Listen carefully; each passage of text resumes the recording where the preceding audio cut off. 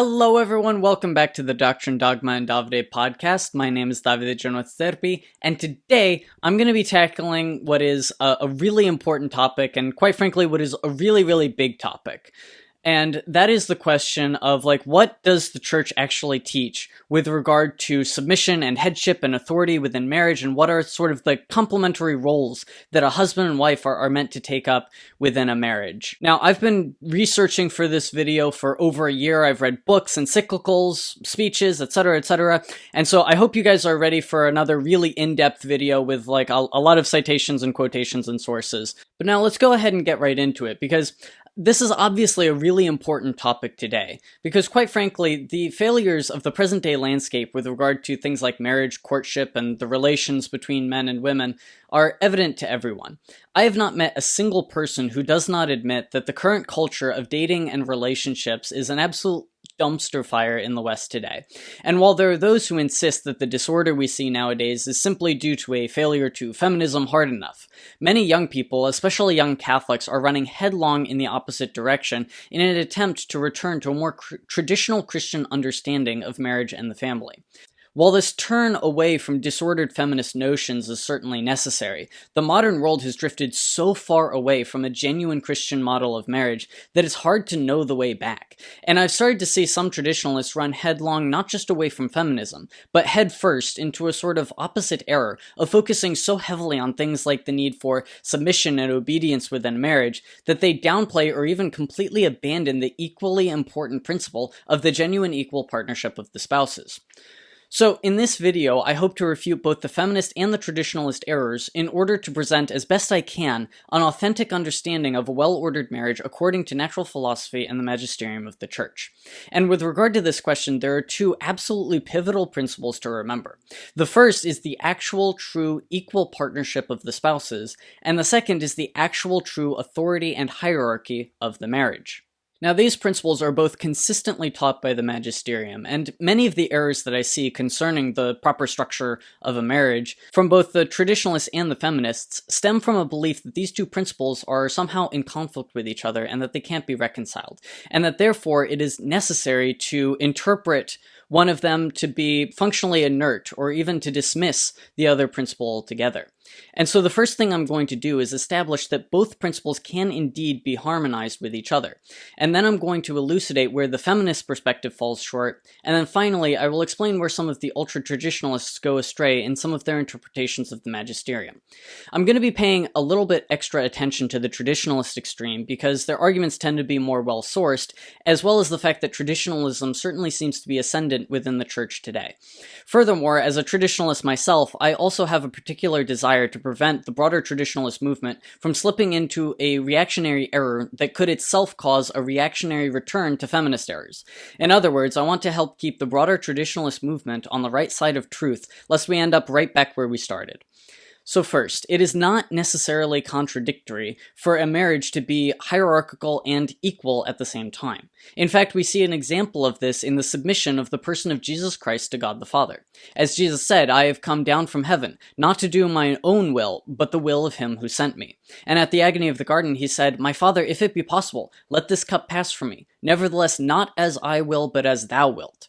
This subjection and obedience of God the Son to God the Father does not demand an actual inequality between them. To suggest that the Son is somehow less than the Father was one of the elements of the heresy of Arianism, which was condemned at the Council of Nicaea. And so just as Jesus' submission and obedience does not imply an actual inequality between him who commands and him who obeys, so too does the wife's submission and obedience not imply an actual inequality between him who leads and she who submits. We see the harmony of authority and obedience with equality in the nature of the triune God himself. In God, there are three co-equal persons of the Trinity, and yet the Father exercises authority over the Son, and the Son lovingly submits himself in obedience to the Father, and the two form a union of love which overflows so abundantly that a third person proceeds forth from the union of their love. Likewise, the husband submits himself in sacrifice, and the woman submits herself in obedience, and the two form a union of love so profound that a third person naturally proceeds forth from the union of the lovers. In this way, the marriage reflects the very divinity of the Almighty God himself. Now, to address the error most prevalent in the West today, especially in the secular world, the error of focusing on the equality of the spouses to the point of denying the actual hierarchy of the marriage. And the bleeding edge of this ideology is feminism, which has even gone so far as to insist on such a kind of equality that today it refuses to even admit any real distinction between male and female.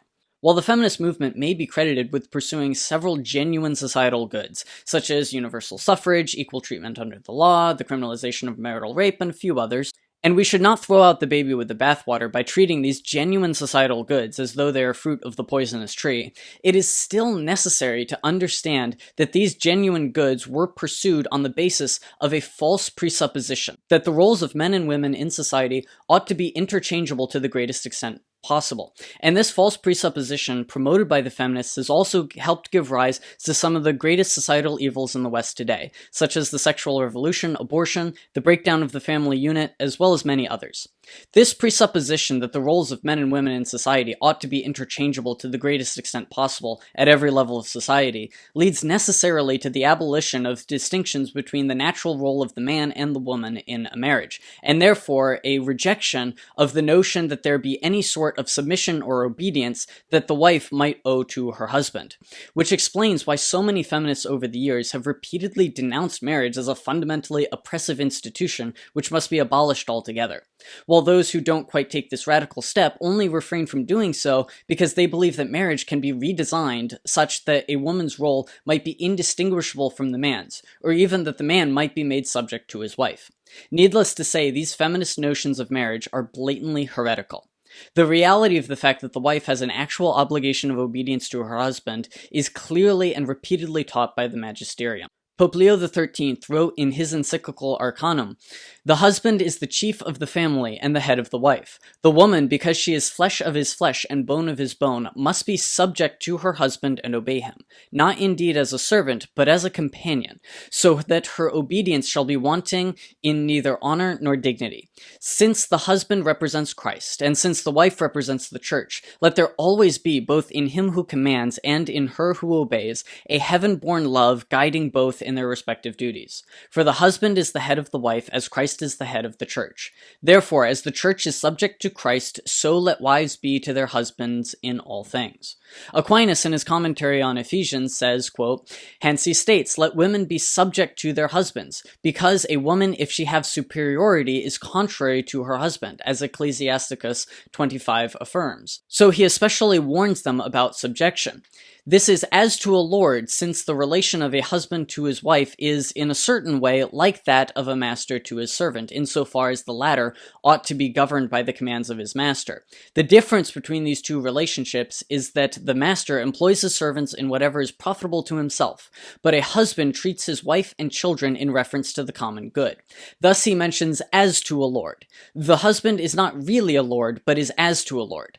Let wives be subject to their husbands, 1 Peter 3:1.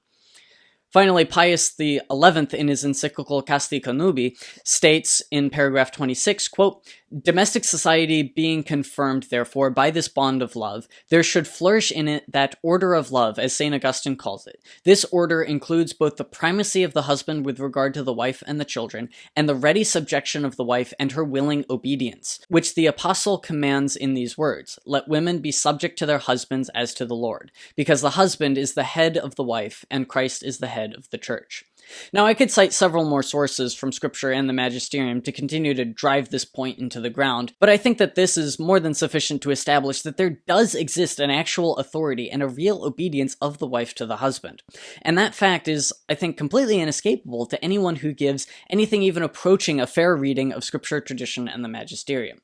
But that's not really the end of the story, because we still have to ask the question, what is the actual nature, scope, and extent of this authority and headship? And this is where I feel the need to correct some of the excesses of some of the traditionalists. Now, the way some people will talk about what the headship of the husband looks like, there seems to be a perception that what it means is that whenever the husband and the wife disagree on something, the husband should get his way, so to speak. But this misunderstands not just the headship of a husband, but also what Christian headship looks like across the board.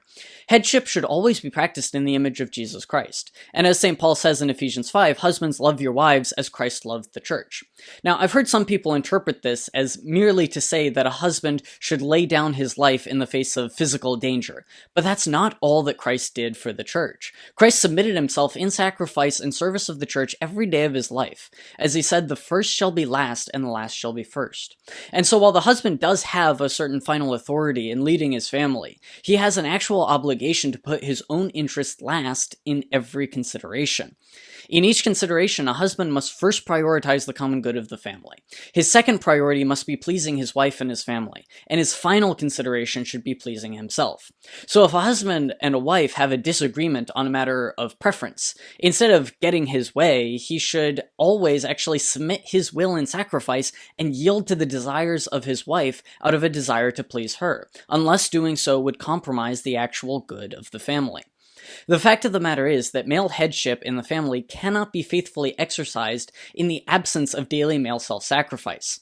And it is that service and sacrifice that gives rise to the necessary trust that makes a wife's obedience possible. Because obviously, it's not necessary that a woman has to trust her husband to always make the right decision in every circumstance. No one makes the right decision every time.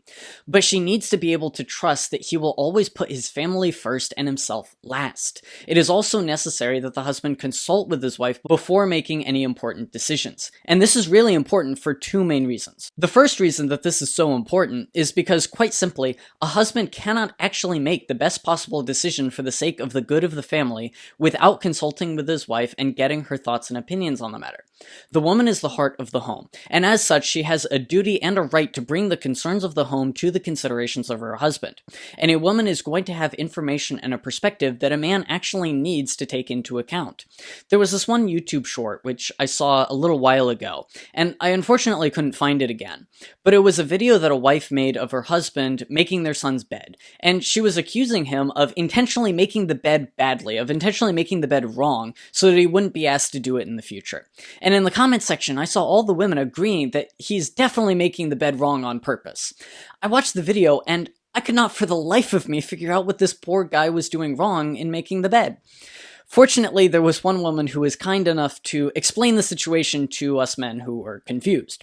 Turns out there were little dinosaurs on the blanket, and when he put the blanket on the bed, he put it on the bed in such a way that when the child wakes up in the morning, the dinosaurs would be upside down.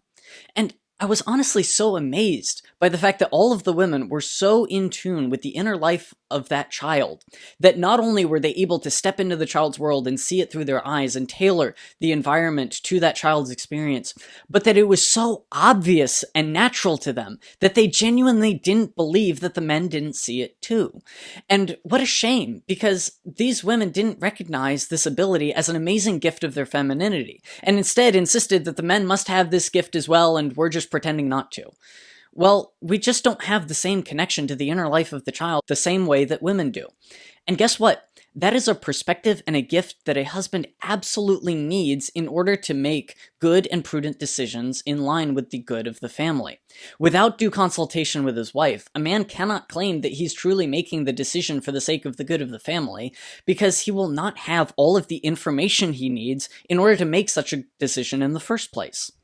Now, the second reason that it is so important that a husband consult with his wife before making serious decisions is because women, generally speaking, they don't like having to make the final decision on things, but they absolutely need to feel heard. A friend of mine once told me this story of how she was invited to give a series of talks on the dignity of the vocation of women at a certain parish. And she said that most of the women there were openly heretical. They were calling for things like women's ordination and stuff like that. None of them were willing to listen to her or the church's teachings. And so during the break, she was praying in adoration and asking God, like, Lord, why am I here? They're not listening to me. They don't care what the church teaches. Like, what's the point? And she felt the Holy Spirit tell her to just listen to them. And so instead of giving her next talk, she turned off her PowerPoint and just asked the women to tell her their experiences, their thoughts, their stories. And once she took the time to listen to them, then they began to ask, well, hold on, what does the church say? What does the church teach? And she was finally able to present the church's teachings, and the women actually abandoned their heresies and returned to the true fold of Holy Mother Church. Once the women were listened to, then they were willing to submit themselves in obedience to the church. And it's similarly true in a marriage, where if a husband does not listen to and give due consideration to his wife, he is making her obligation to obedience needlessly difficult. And we also see this in how Christ treats his bride, the church. We submit ourselves in obedience to Christ as the head of the church, but he listens to our needs, our desires, and our thoughts. If it were not so, we would not bother making prayers of petition. Christ listens to the cries and prayers of his bride. He then instructs, and we submit ourselves in obedience to his instructions. A husband must first consult with and listen to his wife, and then he can direct her. He cannot simply ignore the concerns and wishes of his wife, and then be surprised when the rest of the sequence, or even the whole marriage, falls apart. So now that I've thoroughly dealt with the nature of male headship and its consequent obligations, I now want to discuss the actual extent and scope of the obligation of wifely submission and obedience. Now, one view, most notably championed by people like Tim and Stephanie Gordon, is that a wife has an obligation to obey her husband in all things not inconsistent with Christian virtue. Or in other words, a wife must always obey her husband unless it would actually be sinful to do so.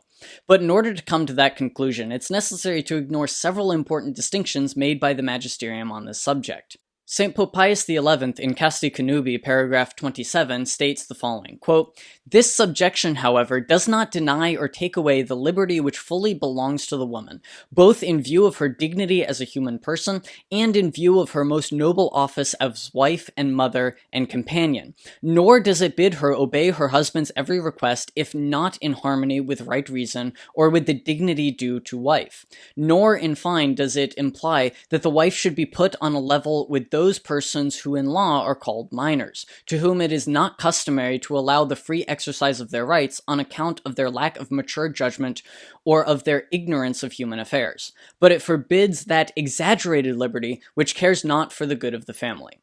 So Pope Pius XI expressly teaches that a wife need not obey her husband's request if not in harmony with right reason or does not respect the natural office of wife and mother. If a husband says to his wife, "I want you to stand on one leg and sing 'I'm a Little Teapot," that would not be a request in harmony with the dignity due to the wife.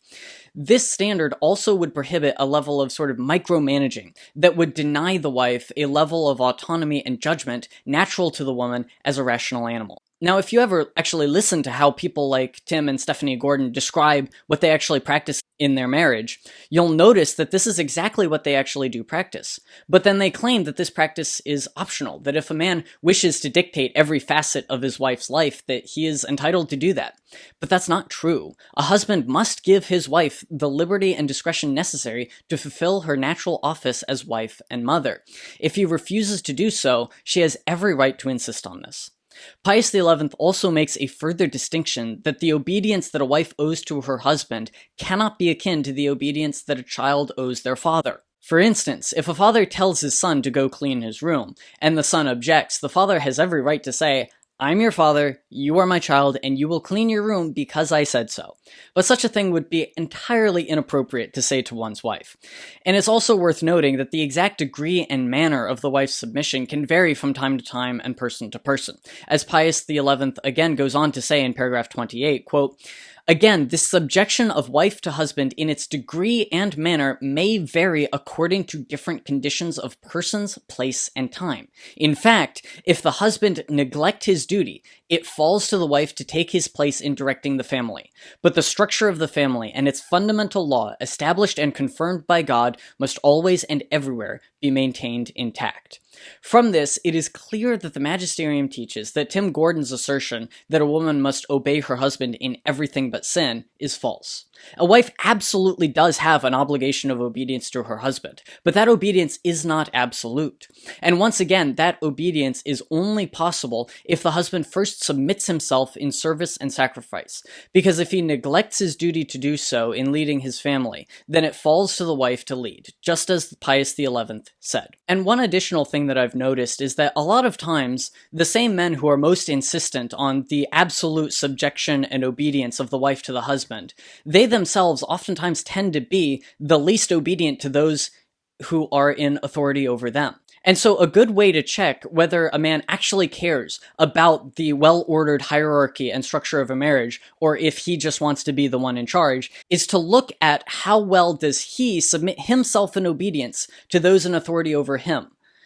Because if he does not obey his bishop or the pope or the rightful civil authorities, then there's a good chance that he doesn't actually care about authority and obedience. He just wants to be the one in charge. So now, the last matter I want to address is the subject of working wives. Now, there are some who allege that it is absolutely prohibited for a wife to ever work outside the home. The most prominent of these voices is, once again, Tim Gordon, who has said that except for the gravest of circumstances, a married woman is never permitted to work outside the home. And by grave circumstances, he claims that this is only the case if a husband is actually incapacitated, like he broke his back or something, and is actually incapable of working. And I'm going to go through some of the sources he uses to justify this perspective and point out where his interpretation actually goes beyond and in some cases even contradicts what the documents are actually saying. And I want to start off by quoting directly from Tim Gordon's book, The Case for Patriarchy. He says, quote, Pius XI goes even further than Leo in his encyclical Quadragesimo Anno, and he declares that wifely work outside of the home, an intolerable abuse, must be abolished at all cost. This 20th century document leaves absolutely no doubt as to the matter of whether wifely work outside the home should be allowed even as an economically required exception. Quote, in the first place, the worker must be paid a wage sufficient to support him and his family.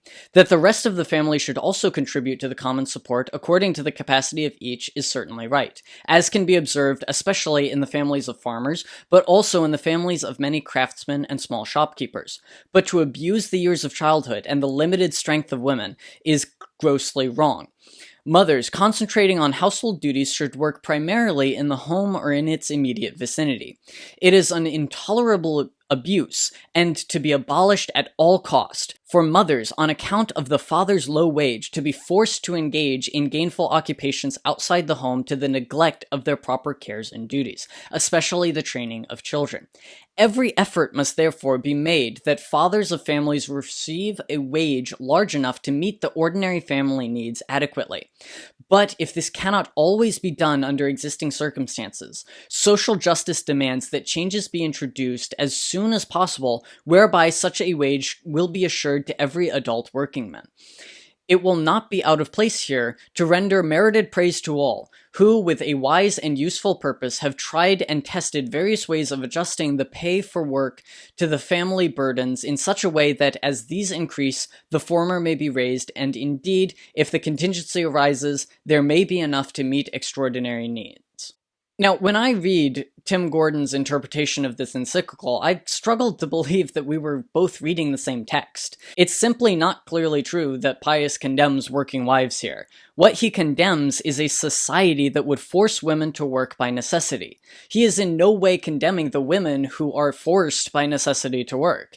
If I said to you it is an intolerable abuse to force a person to eat chicken nuggets against their will, no reasonable person would interpret that as a condemnation of eating chicken nuggets. But for some reason, when Pius says it's wrong for women to be forced to work, Gordon and others take from that it's wrong for women to work at all. Pius also says that wives should work primarily in the home or in its immediate vicinity. Yet people like Tim Gordon conclude from that a wife should work exclusively in the home, which is simply not what Pius XI said. And this really is the general theme of the mistakes that I see these traditionalists make. They will cite a general principle from the magisterium, such as the fact that a mother's primary place is at home and her primary obligation is to care for the children. But then they will absolutize the general principle to a degree that is completely absent from the very magisterium they cite.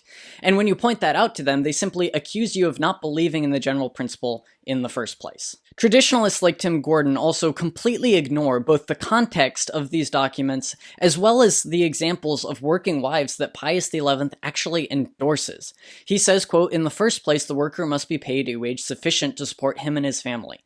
But he also says, that the rest of the family should also contribute to the common support according to the capacity of each is certainly right, as can be observed especially in the families of farmers, but also in the families of many craftsmen and small shopkeepers. And so Pius XI cites 3 examples where it is, quote, certainly right for all the members of the family, such as the wife and the children, to contribute to the material support of the family, so long as it doesn't, quote, abuse the years of childhood and the limited strength of women, close quote.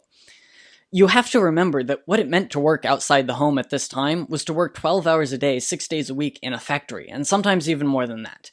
And work like that certainly does abuse the years of childhood and the limited strength of women. But that is simply not what work looks like for most people in the West today. There's a very big difference between working a hybrid remote HR job where you go into an air-conditioned office twice a week and working all day every day in a factory. And one can condemn the latter without necessarily condemning the former. Now, people like Tim Gordon will completely dismiss any argument from a change in circumstance by citing a papal pronouncement from Benedict XV. And once again, I'm going to quote directly from the Case for Patriarchy here. Quote, the Pope's predictive accuracy will shock the reader, anticipating and preempting the modern feminist argument that, in regard for the needful domesticity of wives, times have changed. Pope Benedict XV argued the following. The changed conditions of the times have conferred upon women functions and rights which were not allowed her in former times, but no change in the opinions of men, no novelty of circumstances and events will ever remove woman, conscious of her mission, from her natural center, which is the family. At the domestic hearth, she is queen. Hence, it may be justly said that the changed condition of the times have enlarged the field of women's activity. An apostolate of women in the world has succeeded that more intimate and restricted action which formerly she exercised within the domestic walls. But this apostolate must be carried out in such a manner as to make it evident that woman, both outside and within the home, shall not forget that it is her duty, even today, to consecrate her principal cares to the family. Now, once again, Tim Gordon goes far beyond what Benedict XV is actually saying, because far from saying that nothing can or has changed with regard to the scope of women's activities, he actually says the exact opposite. He says that it may be justly said that societal change has enlarged the field of women's activity to beyond the domestic walls. So Benedict is not saying that a wife's domestic obligations preclude her from participating in any gainful industry outside the home. What he is saying is that whatever she does, both outside and within the home, she must remember that her primary obligation is the care of the family. So while it is permissible for wives to work, their focus and their priority must always be on the family. And there are certain occupations for which women are just not suited, such as hard manual labor. So when it comes to the question of what work can a working wife do, it largely comes down to an exercise of the virtue of prudence.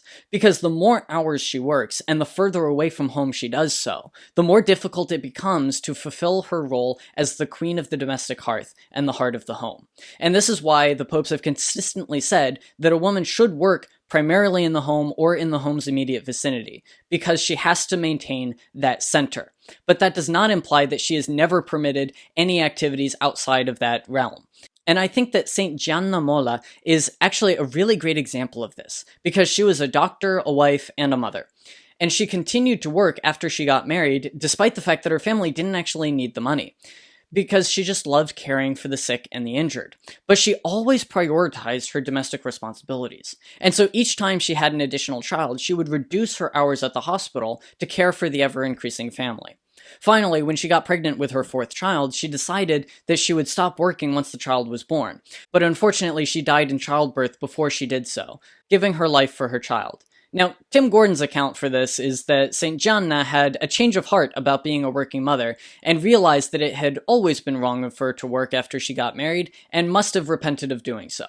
This account of St. Gianna's life is nothing more than a sheer fabrication by Tim Gordon. There is simply no evidence that St. Gianna ever repented of the work she did while she was married, and if it were true that she had come to some realization that it had always been wrong for her to work outside the home after she had gotten married, then she would have stopped working immediately rather than waiting for the birth of her 4th child to do so. The fact of the matter is that it is perfectly acceptable for women to engage in various activities outside the home so long as the proper focus is maintained. Again, it's that general principle that has to be remembered. So if a woman wants to go to a weekly pottery class, she's free to do so, whether she pays to go as a student or is paid to go as an instructor. But if a mother wants to spend all day, every day working on pottery to the neglect of her children and her family, it would be wrong to do so even if she's not being paid a dime. So with that, I know I've covered a lot of ground, but I think that this is a really important topic because I see people getting this question wrong left, right, and center. And I think that it's really important to keep sort of like the general principles in mind and like keep in mind what the church actually teaches. But if I had to sort of like sum up the video very briefly, I guess I would say reject feminism, embrace tradition, but be careful not to go beyond what the magisterium actually teaches. Now, as usual, if you have any questions, comments, concerns, go ahead and leave them in the comments section down below. I hope that this video was spiritually fruitful for you. I hope that, maybe you learned something. It helped inform your thoughts on the matter. If you like the video, be sure to like, comment, do whatever it is that people of the internet do, and I will see you all next week. God bless you.